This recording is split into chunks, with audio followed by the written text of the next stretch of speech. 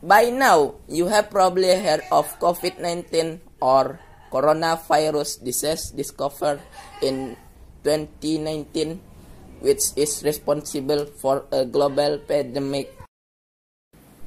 COVID-19 is caused by SARS-CoV-2 or severely acute respiratory syndrome coronavirus because it's genetic similar to the series coronavirus,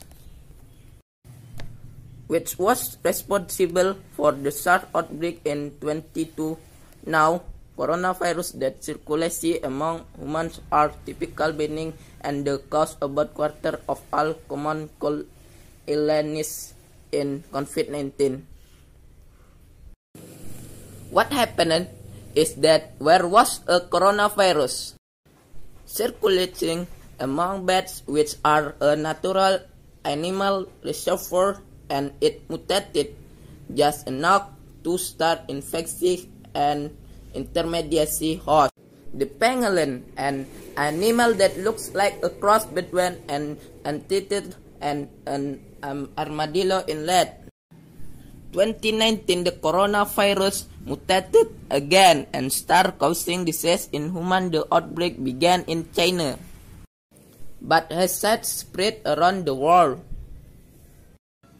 As of March 9, 2020, roughly 3 months into the outbreak, there have been 109,578 confirmed cases of COVID-19 and 3,809 deaths, resulting in a fatality rate of 3.5%. But that represents an average across different countries and time frames. Based on a large study in China, digging deeper reveals that the fatality rate in China was actually 16% for cases between January 1st and January 10th, but that it fell steadily over time until it was only 0.8% for patients with symptom onset after February 1st. There are two main reasons for this. First, the hospital and clinic were initially overwhelmed and could manage the disease. So both patients and healthcare providers were getting severely ill and dying, but within a few weeks with better equipment, testing and process in place, the healthcare system responded and broke down the fatality rate dramatically. Now, as a point of comparison, the flu typically caused a fatality rate of 0.1%. So even based on this data, COVID-19 is still 8 to 35 times more deadly than the flu. It's also worth pointing out that for COVID-19, the mortality rate differs by group. So for example, if you split things out by X, you can see from this table that fatality rate is relatively low if you're below 60 with no death seen in children 9 and younger. But then it starts to really climb up for the elderly, so they are really the ones at highest risk.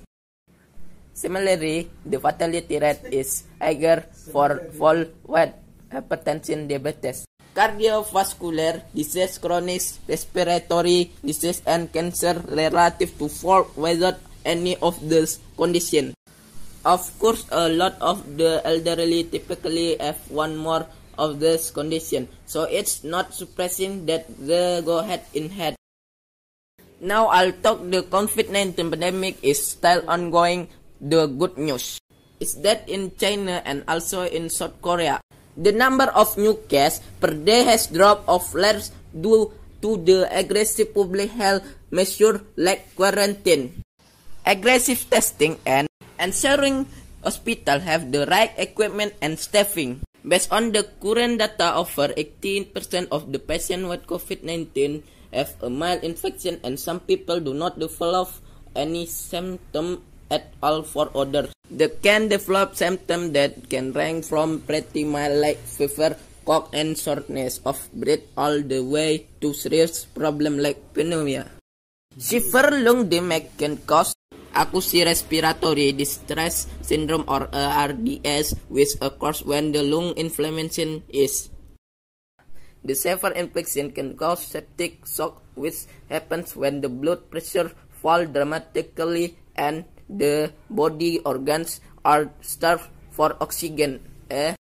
RDS and shock are the main cause of death for people with the infection, and again, it is most likely to occur in those over the age of 60, smoker, and people with other medical conditions like heart disease, in addition to causing disease coronavirus and spread quickly.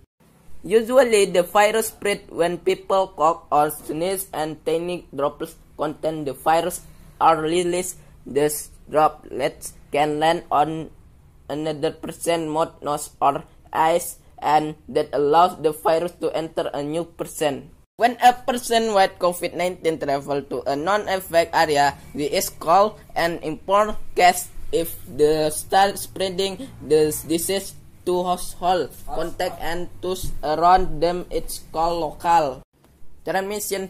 It's usually isolated to a small area and can be easily traced back to the original person. However, when people begin to contact the disease without a clear source, it's called community transmission. To prevent or contain community transmission, some schools and businesses have shut down and some conferences, sporting events, and other large gatherings have been postponed or cancelled. Once a person is infected, symptoms develop about 5 days later. This is called the incubation period. Now there is debate about how much a symptom or pre-symptom people, which is to say folk that are in the incubation period, are spreading the disease, and it may be much more than what we originally thought.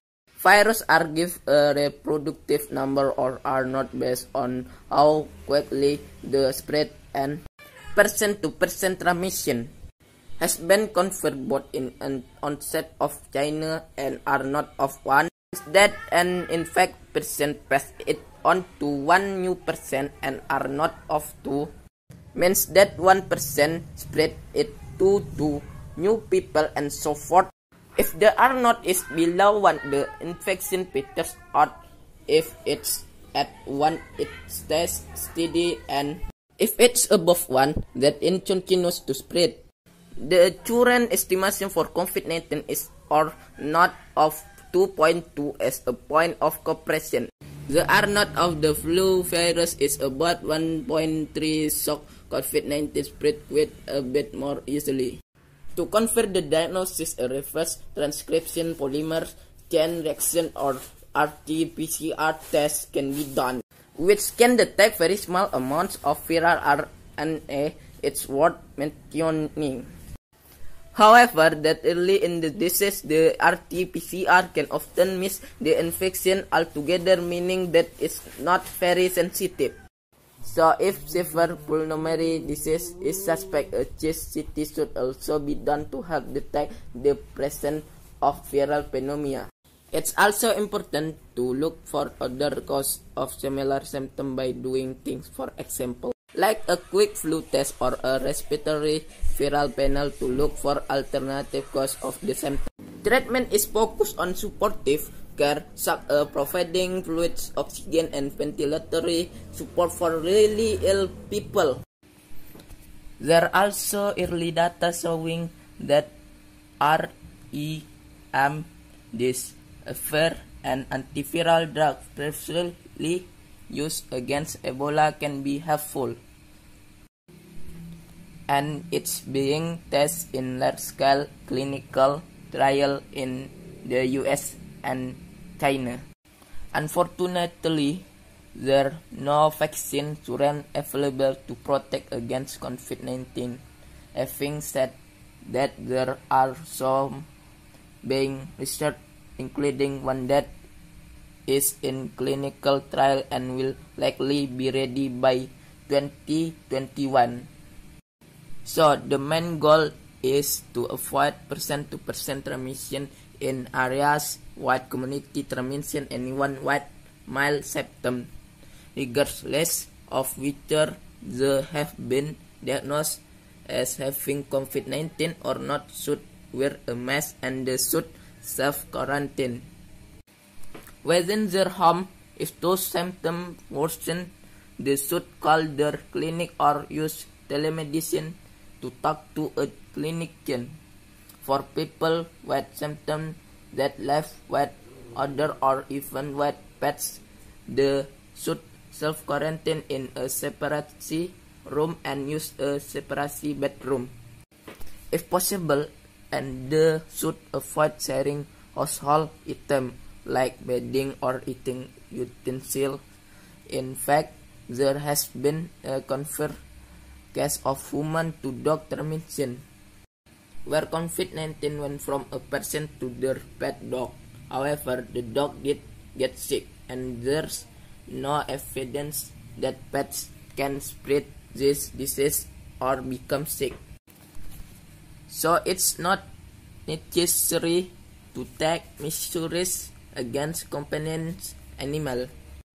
Finally, anyone with symptoms including children and younger adults should not attend school, work, or any other in-person gathering and should avoid travel. Now, for individuals that don't have symptoms but are at higher risk like those over age 60 and people with a chronic disease, the recommendation is that they also self-quarantine to avoid the chance of getting sick. Self-quarantine requires keeping a few weeks supply of your medication, groceries, and household items, as well as having an emergency contact person. Coronavirus don't usually spread over long distance in the air, but they can get flying from one person to another on tiny droplets of saliva when someone pokes or sneezes. In addition, some strains of coronavirus can survive on surface for over a day. And if you are a healthy person living in a non-outbreak area, the recommendation is to avoid travel to disease outbreak area. General, stay away from crowded places and stay and less 6 feet where 2 meters away from anyone with symptoms. Wearing a surgical mask is not recommended because they're meant to catch droplets from a cough and sneeze going out rather than preventing you from breathing in the virus. Similarly, wearing an N95 mask is not recommended because they are only meant to be worn by healthcare workers in addition cleaning and sterilizing. Frequently touched surfaces like toilets, seat, door handles, phone, and keyboards is also a good idea. Always careful hand washing is key and it should be done with soap or alcohol-based hand sanitizer and scrubbing for 20 seconds. Also avoid touching your eyes, nose, and mouth.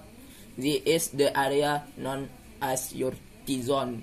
It's a common entry point for virus into the body. For healthcare work who are around people with COVID-19, the recommendation is to apply droplet and contact prevention that includes wearing personal protective equipment like a clean dry sweater, mask, gloves, long sleeve gowns, and eye protection like goggles or a face shield when performing a procedure that generates aerosol like tracheal incubation, bronchoscopy, CPR, or non-invasive ventilation. It's important to wear an N95 respirator. This prevents 95% of the small particles like respiratory droplets from passing through. Right is a quick recap. The SARS-CoV virus caused COVID-19. The virus travels in respiratory droplets and enter the body via the mouth, nose, or eyes. It can cause symptoms like fever, cough, and shortness of breath, and in some people it can progress to more dangerous complications like pneumonia, RDS, and shock. The highest risk is among the elderly and those with other seriously health conditions. Treatments are focused on supportive care, but medication like remdesivir are in clinical trial, and there a vaccine in clinical trial as well that will likely be ready by 2021. In the meantime, the best strategy is prevention.